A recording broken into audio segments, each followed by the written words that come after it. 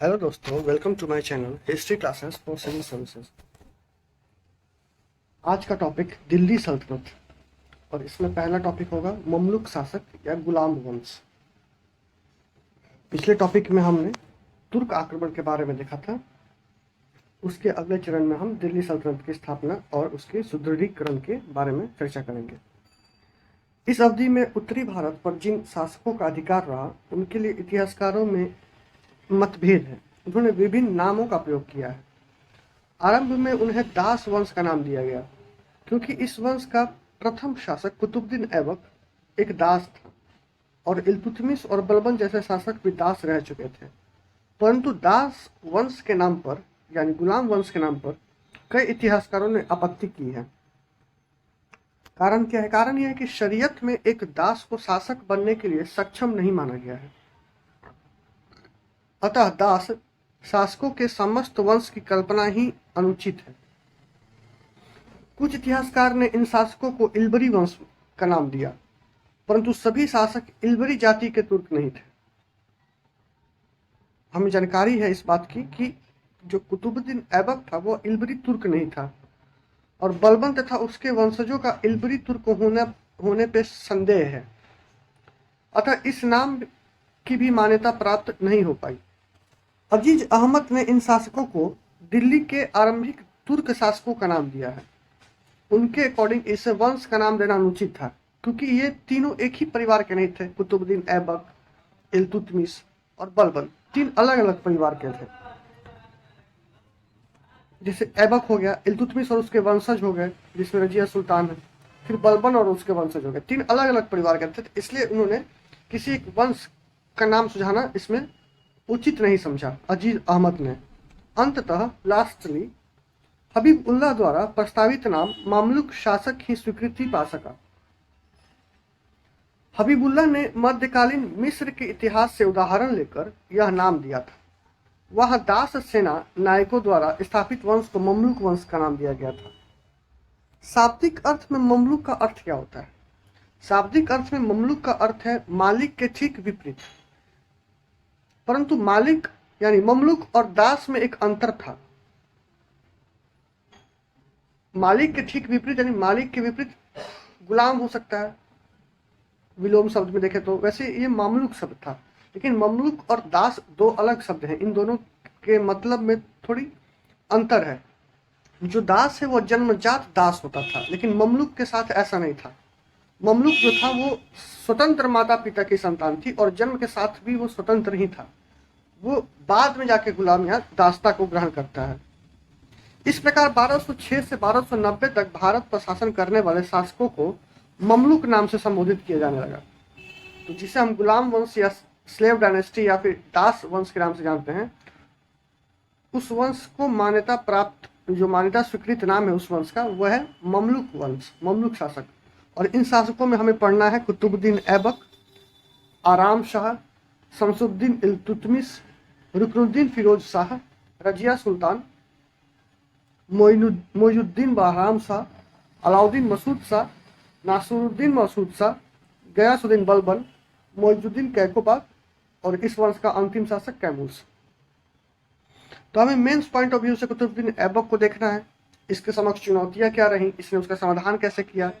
फिर इल्तुतमिश को देखना है जिसे वास्तविक संस्थापक के रूप में जाना जाता है। फिर हमें रजिया सुल्तान को देखना है जो एकमात्र दिल्ली सल्तनत की महिला शासक हुई। फिर एक बहुत महत्वपूर्ण शासक आता है ममलुक शासकों में, गयासुद्दीन बलबन।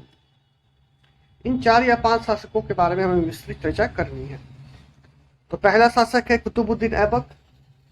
ये 1206 में मोहम्मद गौरी के मृत्यु के बाद उसके साम्राज्य के फलस्वरूप उत्तरी भारत में जो उसके प्रांत थे उसको कुतुबुद्दीन ऐबक को प्राप्त होते हैं। यह एक विस्तृत क्षेत्र था जिसमें सिंध व मुल्तान को छोड़कर सियालकोट, लाहौर, अजमेर, झांसी, दिल्ली, मेरठ, अलीगढ़, बनारस, कन्नौज, बिहार और लखनऊ के भी कुछ क्षेत्र शामिल थे। जब ऐबक गद्दी पे बैठा 1206 में, 4 साल के लिए ये शासन पे बैठता है, 1206 से 1210। ऐबक के समक्ष कुछ चुनौतियां रही। सबसे बड़ी चुनौती इसके लिए याल्दोज पैदा करता है, जो दिल्ली सल्तनत पर संप्रभुता के दावे के कारण उत्पन्न हुई थी। याल्दोज भी गौरी का गुलाम रहा था। तो मोहम्मद गौरी के मृत्यु के बाद यल्दोज को उसके उत्तराधिकारी के रूप में चुना गया, परंतु उसने गजनी का राज यल्दोज के हवाले करके गयासुद्दीन महमूद को उत्तराधिकारी चुना गया। गयासुद्दीन महमूद ने उस साम्राज्य को ना अपनाते हुए उसे यल्दोज को सौंप दिया। तो यल्दोज मोहम्मद गौरी के उत्तराधिकारी के रूप में स्वयं को देखने लगा, वास्तविक उत्तराधिकारी के रूप में अपने आप को समझने लगा। यल्दोज ने पंजाब पर भी चढ़ाई की, क्योंकि पंजाब गौरी के अंतर्गत आता था, लेकिन अभी पंजाब वाले क्षेत्र में ऐबक का शासन चल रहा है।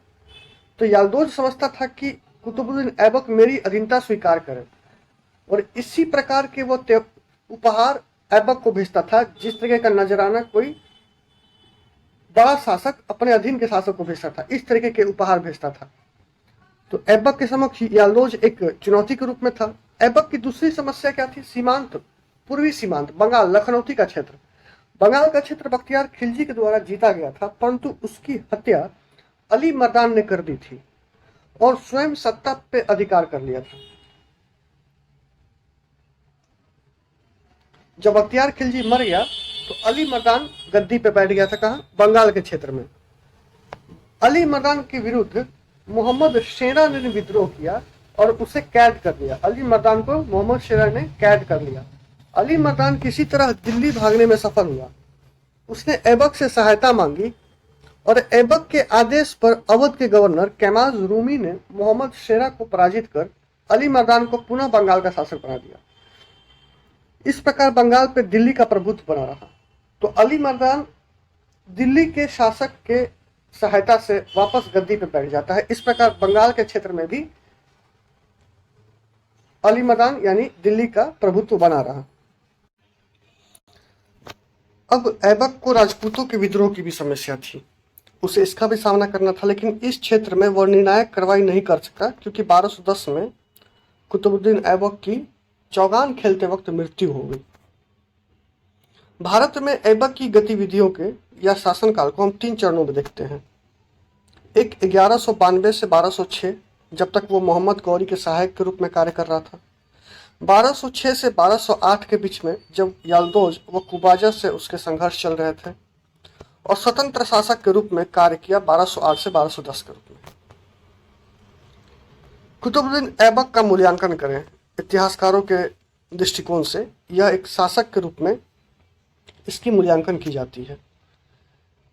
इतिहासकार सभी इसके उपलब्धियों के बारे में तो इसकी सराहना करते ही हैं। मोहम्मद हबीब के अनुसार गयासुद्दीन महमूद यल्दोज और कुबाचा के प्रति उसकी नीति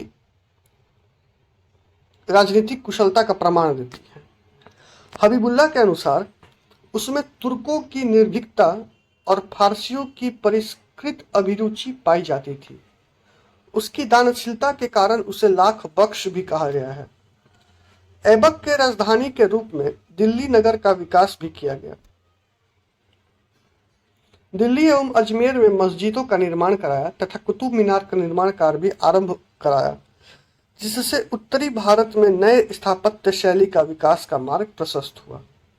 इसके साथ ही उसने भारत के तुर्क शासक वर्ग के विविध प्रतिनिधियों के बीच एकता और संगठन बनाए रखना उसकी उपलब्धि मानी जा सकती है।